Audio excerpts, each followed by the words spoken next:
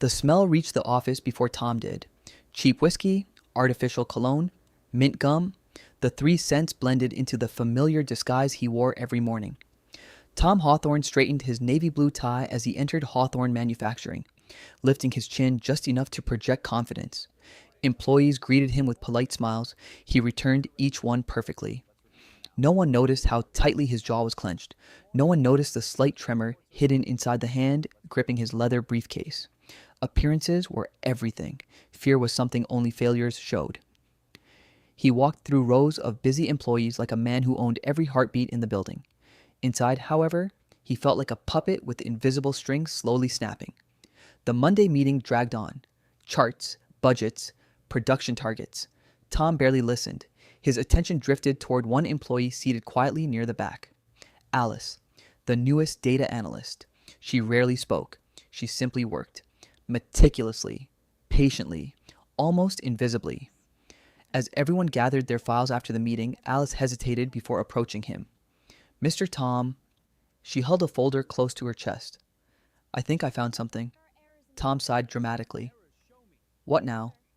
She opened several financial reports. The inventory calculations from last month don't match the shipping records. Tom barely glanced down. It looks like we're overestimating profits. She pointed carefully at several highlighted numbers. I checked them 3 times. Tom chuckled, then laughed louder. 3 whole times? Several nearby coworkers looked over. Alice's confidence instantly shrank. You've been here 6 months. I've been managing departments for 12 years. He closed the folder. Leave real decisions to professionals. Then, with a patronizing smile, and don't lose sleep trying to impress people. She lowered her eyes. I'm sorry. Tom walked away before hearing the last 2 words she whispered. I was right. Weeks passed. Tom became louder, sharper, crueler. Every mistake became someone else's fault. Every success became his own. Alice stopped offering suggestions. No one questioned him anymore, not because they respected him, because they feared him. The office grew quieter every week. Then came Thursday. The board meeting. Executives filled the conference room. The atmosphere felt unusually heavy. Tom entered smiling. He expected praise. Instead, the company president slid a thick report across the table. Explain these numbers. Tom frowned. They're accurate. They aren't. Silence spread through the room. Another executive spoke. The losses have been growing for months. Someone else added, and every correction submitted by your department was ignored. Tom's stomach tightened. Ignored? His eyes scanned the attached reports. Highlighted in yellow. Alice's reports. Every warning. Every correction. Every ignored calculation. Every signature. His own.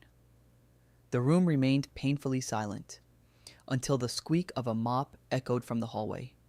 A janitor slowly cleaned the polished floor outside the glass conference room. He wasn't looking inside. He simply spoke while pushing the mop.